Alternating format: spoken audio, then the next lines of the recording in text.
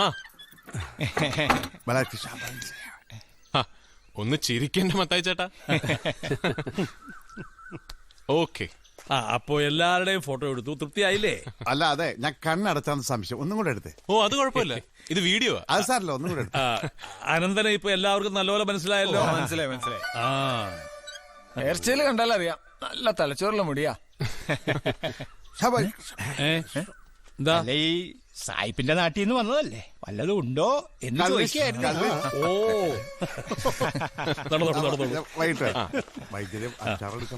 നീഞ്ഞു വന്നേ, ഇത് മോനാ ശ്രീനി. ഹലോ, അടുത്തൊക്കെ കഴിഞ്ഞു.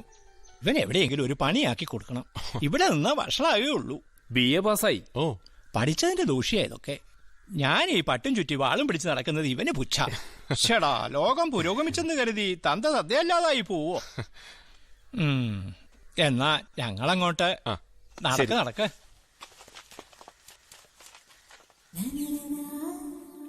അതെ, രാമൻ ജോത്സര് വിളിക്കണുണ്ട്.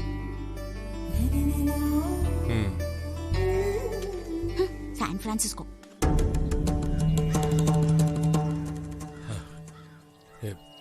പതിവില്ലാതെ എന്താ ഈ വഴിക്ക് എന്ന് ആലോചിക്കായിരുന്നു. പതിവില്ലാത്ത പലതും ആണല്ലോ ഇവിടെ സംഭവിക്കുന്നത്. ഇത് അനന്തൻ, ഗായത്രിയുടെ അമാവാസി നാൾ, രാത്രിയിൽ ജനനം, ആയില്യ നക്ഷത്രം. അതെ, അതും വെള്ളിയാഴ്ച. ശിവക്കാവിൽ വെച്ച് എന്താ സംഭവിച്ചതെന്ന് കുട്ടിക്ക് ഓർമ്മയുണ്ടോ? വ്യക്തമായിട്ടൊന്നും പറയാൻ കഴിയുന്നില്ല. ഒരു സ്ത്രീ ഉണ്ടായിരുന്നു. പിന്നെ എന്തോ പെട്ടെന്ന് തലയ്ക്ക് വന്ന് വീഴുന്ന പോലെ തോന്നി. പിന്നെ മുഖത്തും എന്തോ, പിന്നൊന്നും ഓർമ്മയില്ല. ആഭിചാരത്തിലൂടെ അവൻ ശക്തി പ്രാപിക്കുകയാണ്, മാടമ്പിക്കാരോട് അടങ്ങാത്ത പകയുമായിട്ട്. ചിലപ്പോ ഇതൊക്കെ എന്റെ തോന്നലാവും. കാരണം ശിവപുരത്തെ പറ്റി അമ്മ പറഞ്ഞെന്ന് ഭയപ്പെടുന്ന കഥകള് ഇപ്പോഴും മനസ്സിൽ മായാതെ കിടക്കുകയാണ്. ശിവപുരത്ത് നാൽക്കാലികൾ ചത്തൊടുങ്ങും, നായ്ക്കൾ പുഴ നീന്തി കയറും, ദുരന്തങ്ങൾ കൊടുങ്കാറ്റാവും, സൽക്കർമ്മങ്ങൾക്ക് ബലക്ഷയം. പരിഹാരം എന്തെങ്കിലും? ഒന്നേ ഉള്ളൂ, ശിവക്കാവിൽ വിളക്ക് തെളിയണം. ഒന്നല്ല, 1000. അതിനാണല്ലോ ഞാൻ വന്നിരിക്കുന്നത്. അറിയാം, പക്ഷേ കുട്ടി ഇപ്പൊ അതിനൊന്നും മുതിരണ്ട. അമ്മയുടെ ചിതാഭസ്മം ഈ തറവാട്ടിൽ തന്നെ സ്ഥാപിക്കുക, എത്രയും പെട്ടെന്ന് മടങ്ങുക.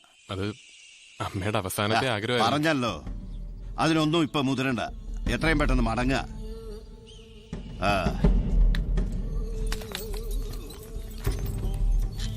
നാളെ തറവാട്ടിലേക്ക് ഒന്ന് വന്നോളൂ, ചരടും ഭസ്മവും ജപിച്ചു തരാം. പിന്നെ അമ്മ പറഞ്ഞു തരാത്ത ഒരുപാട് കഥകൾ ബാക്കിയുണ്ട് ഈ ശിവപുരത്ത്. കാര്യങ്ങൾ കാലേകുട്ടി കാണാൻ സിദ്ധിയുള്ള ആളാ ജോത്സ്യര്. ഒന്നും നിസ്സാരമായി കാണരുത്.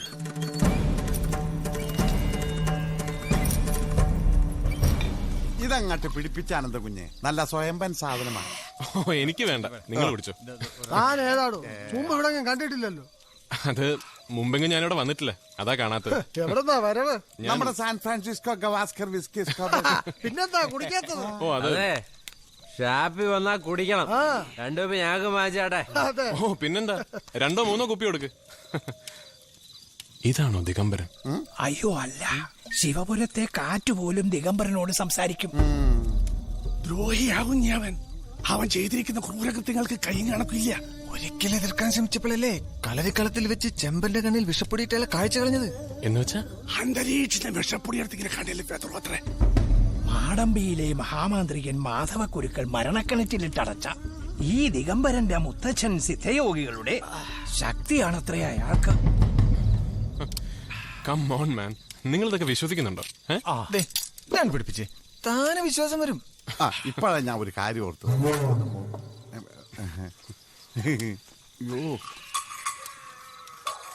ഇവിടെ പലരും കണ്ടിട്ടുണ്ട് സിദ്ധന്മാരുടെ പ്രേതം. നോ, എനിക്കിതൊന്നും വിശ്വസിക്കാൻ പറ്റുന്നില്ല. ഈ നാട്ടില് പോലീസ് നിയമമൊന്നും ഇല്ലേ? പോലീസ് ഇവിടെ ഒരുത്തനുണ്ട്, പണിക്കര് പോലീസ്. അതെ, ഭാമയ്ക്ക് ബാധ കയറി. എല്ലാരും വന്നേ. ചെമ്പന്റെ പെങ്ങൾ ഭാമയ്ക്കോ?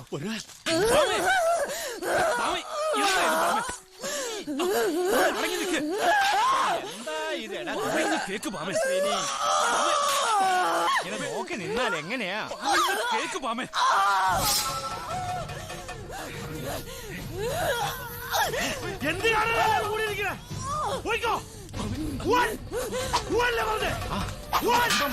ഇനി നീ ഇങ്ങോട്ട് വാ. നീ ഇങ്ങോട്ട് വാ.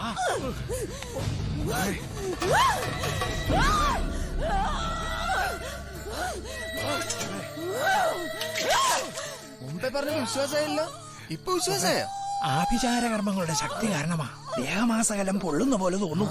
കാല് നിലത്തുറക്കില്ല. എല്ലാം ദിഗംബരന്റെ ദുഷ്കർമ്മങ്ങൾക്ക് വേണ്ടിയാ. പാവാ സുഭദ്ര കുഞ്ഞ് ഇതുപോലെയായിരുന്നു. നടക്കുന്ന കാര്യങ്ങളൊന്നും ഓർമ്മയുണ്ടാവില്ലാന്നേ. കഷ്ടം, ഓർമ്മയില്ലാത്തവൻ ജീവിച്ചിരുന്നിട്ട് എന്ത് കാര്യം? അല്ല, ഈ കുട്ടി ശരിക്കും ആരാ? ചെമ്പന്റെ പെങ്ങളാ. ഏ?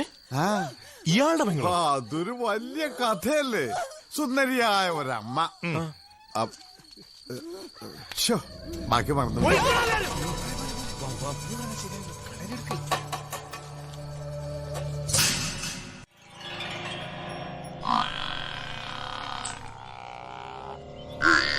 എന്തും ചെയ്യാൻ മടിക്കാത്തവനാ. നമ്മള് മുഖത്ത് നോക്കിയ കാര്യം പറയും, ബാക്കി കാര്യം ഞാൻ ഏറ്റി. നമ്മളിപ്പോ എവിടെയാ പോണേ? ദിഗംബരന്റെ വീട്ടിലേക്ക് അതും മറന്നോ? ചെമ്പ ധൈര്യമായിട്ട് പോയിക്കോ, ഞങ്ങൾ ഇത്ര ആളുടെ പുറയിലുണ്ട്.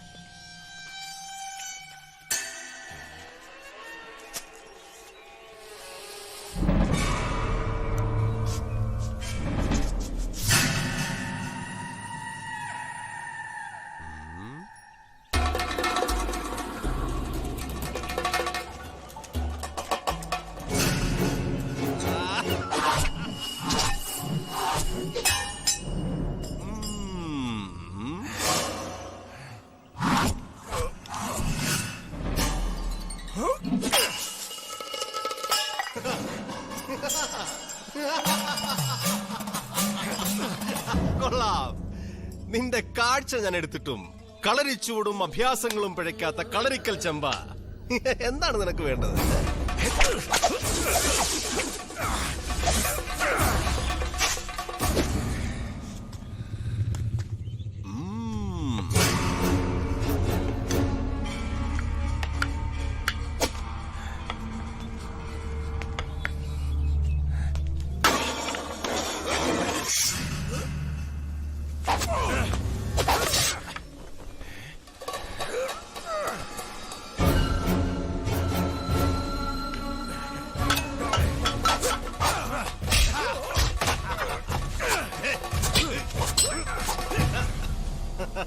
ഞാൻ വെറും ഒരു ബ്രഹ്മചാരി. നിന്നെ പോലെ അഭ്യാസങ്ങളും ആ മുറകളും ഒന്നും എനിക്കറിയില്ല. എന്റെ കയ്യിൽ ആയുധങ്ങളും ഇല്ല. എന്നെ വെറുതെ വിട്ടൂടെ? നിന്നൊരിക്കൽ ഞാൻ വെറുതെ വിട്ടു. അതാണ് ഞാൻ ചെയ്ത ആദ്യത്തെ അബദ്ധം. എന്റെ ഭാമയെ വളരെയധികം വശീകരിച്ച് ആഭിചാരത്തിന് ഉപയോഗിക്കുന്ന നിന്റെ ശവമാണ് എനിക്ക് വേണ്ടത്.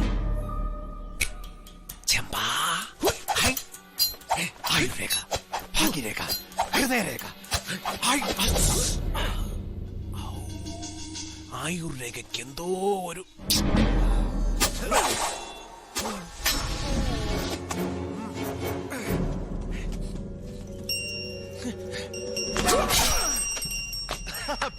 ചെമ്പ, വാ വാ ഇങ്ങോട്ട്.